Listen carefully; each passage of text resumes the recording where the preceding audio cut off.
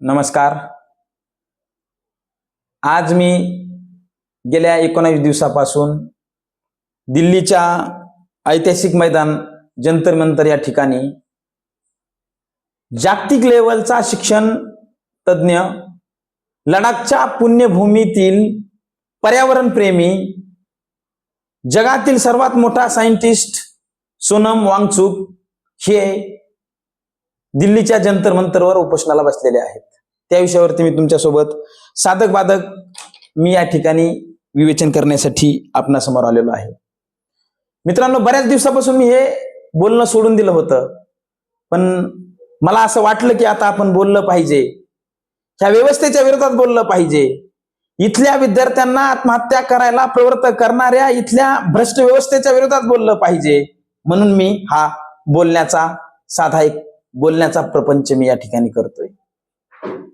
सोनम वांगचुक सारख्या माणसांना three idiot picture मध्ये फक्त दाखवल्या गेलं, पण थ्री इडियट पिक्चरच्या नावावरती कोट्यावधी रुपये कमवणाऱ्या आमिर खानला 3 बायका करायला वेळ आहे. पण 19 दिवसापासून बसलेल्या सोनम वांगचुक, ज्यांची स्क्रिप्ट चोरून थ्री इडियट पिक्चर बनवला गेला, त्या सोनम वांगचुकला भेटण्यासाठी आमिर खानला वेळ नाही.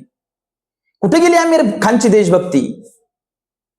फक्त खोट्या अनाभाका घेऊन स्वतःच्या स्वार्थासाठी 2011च्या आंदोलनात आमिर खाननी त्यावेळेस सहभाग घेतला.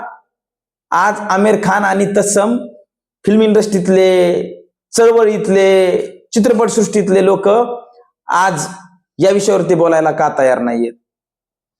सोनम वांगचुक हा कुठलाही राजकीय चेहरा नव्हे. सोनम वांगचुक हा कुठलाही राजकीय चेहरा नाही.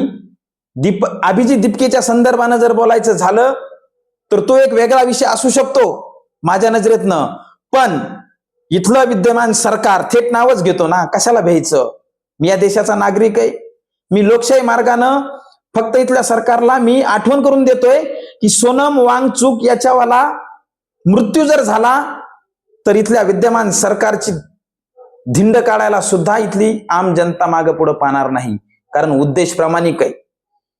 तुम्ही विचार करा, अरे पाण्यावर येणारा बुडबुडा काही क्षणात फुटतो, त्या क्षणाच्या अगोदर देखील या भारत देशातील अत्यंत महत्वाचे नीट, टीईटी सारखे पेपर आज फुटायला लागलेत. याचा आम्हाला विचार करायचा का नाही? सोनम वांगचुक घरच्या परिस्थितीनं सदन आहेत, त्यांना या प्रक्रियेवरती काही करण्याची गरज नाही, पण हा माणूस इथल्या शैक्षणिक भ्रष्ट व्यवस्थेच्या विरोधात आवाज उठवतोय, म्हणून आम्ही हे लक्षात घेतलं पाहिजे. आणि लडाखच्या पुण्यभूमीतून आलेला हा पर्यावरण प्रेमी, शिक्षण तज्ञ, सायंटिस्ट याच्या पाठीमागं आंदोलनाच्या रूपानं आम्ही सहभागी झालं पाहिजे. भ्रष्ट शिक्षण व्यवस्थेच्या विरोधात हा माणूस आवाज उठवण्याचा प्रयत्न करतोय. काय मागणी हो? सोनम वांगचुक हे का उपोषणाला बसले? यांची एक साधी आणि सरळ मागणी आहे. भारताचे शिक्षण मंत्री धर्मेंद्र प्रधान यांनी राजीनामा दिला पाहिजे. ही एक साधी मागणी आहे. टीईटी, तुमची नीट यासारख्या परीक्षेमध्ये पारदर्शकपणा आला पाहिजे.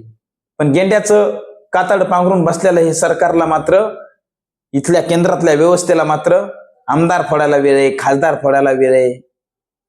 पण या केंद्र सरकारला, या भारतीय जनता पार्टीच्या सरकारला मात्र सोनम वांगचुक 19 दिवसापासून एक उपोषणाला बसलेत. 9 किलो त्यांचं वजन कमी झालंय. त्यावरती मात्र, त्या विषयावरती जंतर मंतरवरती जाऊन एकाही मंत्र्याला भेटावंसं वाटलं नाही. अरे तुम्ही संवादही करू शकला नाहीत, हे मला मात्र दुर्दैव वाटतं. म्हणून अशा माणसाला जर आम्ही गमावलं, आम्ही जर अशा माणसाला जर समर्थन केलं नाही, तर मला असं वाटतं की आपला हा भारत देश पाकिस्तानच्या दिशेने जातो की काय, अशी मला शंका यायला लागते. म्हणून ह्या व्हिडिओच्या माध्यमातून मी सर्व युवकांना आवाहन करल की दिल्लीच्या जंतर मंतरवर बसलेल्या सोनम वांगचुक यांच्या आंदोलनाला आम्ही सर्वांनी सहभागी होणं गरजेचं आहे, त्यांना समर्थन देणं गरजेचं आहे. त्याशिवाय ही व्यवस्था ताळ्यावरती येऊ शकत नाही असं वाटतं. आणि सोनम वांगचुक यांना आपण समर्थन केलंच पाहिजे असं मला वाटतं. असेच माझे हे व्हिडिओ पाहण्यासाठी तुम्ही माझ्या चॅनलला सबस्क्राईब करा. माझा हा पहिला व्हिडिओ मी बोलण्याचा प्रयत्न करतोय. तुमच्या सहकार्याची मला गरज आहे. मनपूर्वक धन्यवाद.